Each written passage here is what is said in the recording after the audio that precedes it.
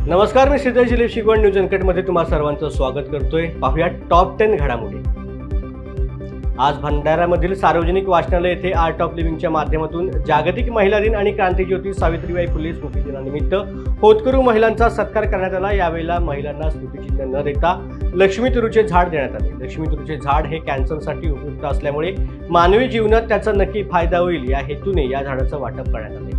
ही झाडे खास बेंगलोर आश्रमामधून मागवली असून कॅन्सरसाठी उत्तम औषधी असल्याचंही आयोजकांनी स्पष्ट केले। यावेळेला आयोजक, आर्ट ऑफ लिव्हिंग परिवाराचे सदस्य आणि महिला उपस्थित होते। Rajani Mahesh Sonkusare art of living teacher आहे आणि आज क्रांतिज्योती सावित्रीबाई फुले स्मृती दिवस आणि महिला जागतिक दिन यांचं औचित्य साधून आम्ही भंडाऱ्यामध्ये ज्या महिला संघर्षातनं वर आलेल्या आहेत त्यांचा आम्ही सत्कार करणार आहोत। आणि उद्देश एकच आहे आमचा की महिला ह्या कुठंच आता कमी लेखल्या जाऊ नयेत आणि सावित्री आईनी जो आम्हाला शिक्षणाचा ठेवा दिलेला आहे, मोलाचा ठेवा दिलेला आहे, त्याचा आम्ही परिपूर्णपणे त्याचा उपयोग करून अजून आपल्या भारतभूमीला कसं समोर न्यावं आणि आमच्या हितासाठी जे करता येईल अशा महिलांचा आम्ही सत्कार करणार। जालन्यामधील रोहनवाडी पुलावरती एक भीषण अपघात झाला। जालन्याहून मंडा मार्गे जात असणाऱ्या एका कारचे नियंत्रण सुटल्यामुळे दुचाकीला धडक देत गाडी पुलाचे कठडे तोडून थेट पुलाखाली पडली। सदर अपघातामध्ये दुचाकी स्वारासह गाडीमधील सर्व प्रवासी सुखरूप असून जखमींवर जिल्हा सामान्य रुग्णालयामध्ये उपचार सुरू आहेत। दरम्यान या घटनेमुळे रोहनवाडी पुलावरती नागरिकांनी एकच गर्दी केली होती। छत्रपती संभाजीनगर येथील कन्नड तालुक्यामधील करंजखेड या ठिकाणी मारुतीरायाची प्राणप्रतिष्ठापना सोहळा मोठ्या उत्साहात संपन्न झालाय। या सोहळ्यानिमित्ताने संपूर्ण करंजखेड वासियांनी विविध कार्यक्रमाचे आयोजन करत कलश स्थापना मिरवणूक काढून दक्षिणमुख मारुतीरायाच्या मूर्ती स्थापनेचा विधिवत पूजेसह स्थापना केली आहे। भाजपने काढलेल्या मोर्चामुळे जालना शहराला पाण्यासाठी 72 कोटी रुपये मिळाले असल्याचं वक्तव्य भास्कर दानवे यांनी केलंय।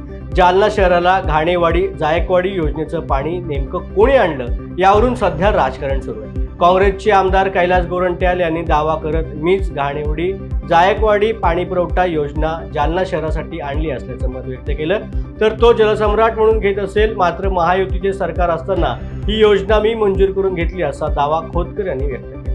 निश्चितच पाणी प्रश्न सोडवण्यासाठी जायकवाडीचं पाणी जालना शहरामध्ये आलेलं आहे। यापूर्वी 130 कोटी रुपये महायुतीच्या सरकारमध्ये आलेले असताना त्यामध्ये काही त्रुट्या राहिल्या होत्या। मग अंबड असेल, घाणेवाडीवरून जे बाय ग्रॅव्हिटी पाणी जालना शहरामध्ये ते तिथं त्रुटी राहिली होती। जवळपास 15 MLD आणि 5 MLDचं फिल्टर बेडची आवश्यकता या ठिकाणी होती आणि विशेष करून 15 जूनला 2018ला आम्ही या ठिकाणी एक मोर्चा काढला होता पाण्यासाठी। आपल्या राज्याचे उपमुख्यमंत्री देवेंद्रजी फडणवीस निश्चितच 2022ला आम्ही मोर्चा काढला होता पिण्याच्या पाण्यासाठी आणि म्हणून त्यांनी या ठिकाणी 72 कोटी रुपये आत्ता तात्काळ मंजूर केले। त्या 72 कोटीचं टेंडरसुद्धा झालं आणि त्याचा लोकार्पण उद्या आम्ही शुभारंभ या ठिकाणी करणार आहोत। आमदार महेश शिंदे यांची महाराष्ट्र कृष्णा खोरे विकास महामंडळाच्या अध्यक्षपदी निवड झाल्यानंतर सातारा जिल्ह्यामधून अभिनंदनाचा वर्षाव होत आहे। दरम्यान याच निमित्ताने संगम माहुली, क्षेत्र माहुली, महागाव, सोनगाव आणि खावली या पंचक्रोशीमधील गावांनी एकत्रित येऊन नामदार महेश शिंदे यांच्या नागरी सत्कार सोहळ्याचे आयोजन क्षेत्र माहुली येथील भैरवनाथ मंदिर परिसरात केलं होतं। नोकरीसाठी फसलेले आणि रशियन युद्धामध्ये अडकलेले नेपाळी लोक आता भारत सरकारकडे मदतीची विनंती करत आहेत। एक खळबळजनक व्हिडिओ सोशल मीडियावरती पोस्ट करत रशियन युद्धामध्ये अडकलेल्या नेपाळी नागरिकांनी आपल्या भावना व्यक्त केल्या। अभी हम लोग रशिया के आर्मी में हैं। हम लोग हमारा मुल्क नेपाल से आए थे, लेकिन अभी यहाँ आके हमें बहुत ज़्यादा प्रॉब्लम हो रहा है क्योंकि हमारे साथ एजेंट ने हमें झूठ बोल के इधर भेजा है। हमें रशिया आर्मी में जाके हेल्पर में काम करना चाहिए ऐसा बोल के हमें भेजा था, लेकिन इधर आके हमें फाइट में जाना पड़ रहा है। फाइट में जा रहे हैं, वार में जा रहे हैं, इसलिए हम लोग यहाँ से निकलना चाहते हैं। हमारे साथ 3 इंडिया के भाई लोग थे, उन लोगों को इंडिया ने वापस कर दिया, लेकिन हमारा नेपाल एम्बेसी हमारे कुछ भी हेल्प नहीं कर रहा है, कुछ भी नहीं हो रहा है नेपाल से। इसलिए हम अपना वो पड़ोसी देश इंडिया से मदद मांगना चाहते हैं। हमें बहुत बड़ा आस है कि इंडिया भी हमारा मदद करेगा, हमें निराश नहीं करेगा, क्योंकि नेपाल और इंडिया का बहुत अच्छा संबंध है। इसलिए हम आप लोगों से मदद मांगना चाहते हैं, क्योंकि आप लोगों का देश बहुत एम्बेसी भी पावरफुल है, देश भी पावरफुल है। हमारा नेपाल से कुछ भी नहीं हो रहा है अभी। हम लोग सभी लोग यहाँ के नेपाल के सभी लोग भाई लोग नेपाल जाना चाहते हैं, क्योंकि हमारे साथ फ्रॉड हुआ है। हमें हेल्पर में बोल के अभी हमें फाइट में भेज रहे हैं। बहुत ज़्यादा हम 30 बंदे थे, हमारे 30 बंदे में अभी हम सिर्फ पाँच बंदे बाकी है। किसी को किधर भेजा है, कोई लोग ज़्यादा इंजरी हुआ है, लेकिन हम लोग अभी सिर्फ 5 ही है। ठीक है, वही है, हम आप लोग से मदद मांगना चाहते हैं। अगर हो सकता है तो हमें भी निकालो यहाँ से, हम इंडिया से मदद मांगना चाहते हैं। नमस्ते, थैंक यू। काही दिवसांपूर्वीच निलेश राणे यांनी गुहागरमध्ये सभेत भास्कर जाधव यांना शिव्यांची लाखोली वाहिली होती, परंतु भास्कर जाधव यांचे कालचे भाषण ऐकून निलेश राणे ही जुन्या आठवणींमुळे काहीसे हळवे होताना पाहायला मिळाले। एरवी विरोधकांवर कायम आक्रमक आणि बेछूटपणे टीका करणाऱ्या निलेश राणे यांचा हा अवतार अनेकांना आश्चर्याचा धक्का देणारा ठरला। नमस्कार. आज चिपळूणमध्ये भास्कर जाधवांची सभा झाली. मी काही बघितली नाही, पण माझ्या काही सहकाऱ्यांचा फोन आला होता, त्यांनी माहिती दिली. मला या गोष्टीचा आनंद आहे, समाधान आहे की भास्कर जाधव यांनी आजच्या सभेमध्ये शब्द जपून वापरले. मागच्या काही घटनांमुळे त्यांनी चांगलं काहीतरी त्याच्यातून ते शिकले, त्या गोष्टीचा आनंद आहे. आमची पण हीच अपेक्षा आहे की तुम्ही शब्द जपून वापरा.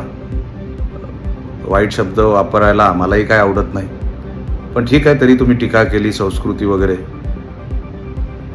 आता ज्याची संस्कृती जशी तसं आम्ही समोरच्याला उत्तर देत असतो. तरी देखील तुम्ही आज लेवलमध्ये होतात, त्या गोष्टीचं खरोखरच समाधान आहे. पण तुम्ही टीका पोलिसांवर केली, स्वतःच्या सहकाऱ्यांवर केली. आता पोलिसांवर टीका करायचं कारण काय? तुम्हाला काय जमायला पोलिसांनी सांगितलं होतं? आता जमल्यावर काही दगडी खाणार. आता तुम्ही जे केलं त्याच्यावरती रिॲक्शन येणार, आणि म्हणून पोलिसांची त्याच्यामध्ये चूक नव्हती. तुम्हाला जर दगडी खायचीच नव्हती तर तिकडे यायलाच नको होतं, आणि आलात तर त्याच्यामध्ये पोलिसांची काही चूक नाही. आणि जर तुम्हाला पोलिसांवर एवढा आक्षेप आहे तर तुमचं जे पोलीस प्रोटेक्शन मला आहे असं वाटतं ते देऊन टाका सरकारला परत. तुमचा विश्वास नाही ना पोलिसांवर, प्रोटेक्शन तरी कशाला ठेवता? प्रोटेक्शनही देऊन टाका, पण तेवढं धाडस तुम्ही करणार नाही. तिसरी गोष्ट म्हणजे तुम्ही तुमच्याच सहकाऱ्यांवर आज काहीतरी टीका केली. हे तुमच्याबद्दलच का होतं आणि इतर नेत्यांबद्दल का होत नाही याचा कधीतरी विचार करा. निलेश राणे चिपळूणमध्ये राहत नाही, तरी चिपळूणचे सहकारी सावलीसारखे माझ्याबरोबर अनेक वर्षांपासून आहे. त्यांनी मला कधी सोडलं नाही. ठाकरे गटाचे नेते आणि आमदार रवींद्र वायकर यांनी शिवसेना शिंदे गटामध्ये काल प्रवेश केलाय. वर्षा बंगल्यावरती मुख्यमंत्री एकनाथ शिंदेंच्या उपस्थितीत वायकर यांचा शिंदे गटामध्ये प्रवेश झालेला आहे. ईडीची चौकशी सुरू झाल्यानंतर वायकर पक्ष सोडणार अशा चर्चा अनेक दिवसांपासून रंगत होत्या. जोगेश्वरीतला राखीव भूखंड अपहार प्रकरण आणि रायगडमधल्या बेहिशोबी मालमत्तेमुळे वायकर ईडीच्या रडारवर आले होते. रवींद्र वायकर हे उद्धव ठाकरे यांचे निकटवर्तीय मानले जातात, त्यामुळे उद्धव ठाकरेंना हा मोठा धक्का मानला जातो. इंदरखोर घटनेच्या काही दिवसांनंतर पोलीस रघुवीरनगर परिसरात मोहम्मद आदिल या वॉन्टेड गुन्हेगाराला पकडण्यासाठी गेले, परंतु त्याला सोडवण्यासाठी त्यांच्या बायका आणि मुलांनी घेराव घातला असता आणखीन फोर्स पाचारण करण्यात आले आणि एकच गोंधळ या परिसरात उडाला. अखेर तणावाच्या परिस्थितीमध्ये बदमाशांना ताब्यात घेण्यात पोलिसांना यश आल्याचं पाहायला मिळालं. आगामी लोकसभा निवडणुकीच्या पार्श्वभूमीवर सर्वच राजकीय पक्षांनी विविध मतदारसंघात उमेदवार घोषित करायला सुरुवात केली. दरम्यान तृणमूल काँग्रेसने भारताचा माजी क्रिकेटर युसुफ पठाणला बहरामपूर मतदारसंघात लोकसभेच्या उमेदवारीचं तिकीट दिलं आहे. काँग्रेसच्या अधीर रंजन चौधरी विरोधामध्ये युसुफ पठाण मैदानामध्ये उतरणार आहे. वेळ झाले टॉप 10 घडामोडींमध्ये आता इथेच थांबायची. पुन्हा भेटू नवीन बातमीपत्रासह. धन्यवाद.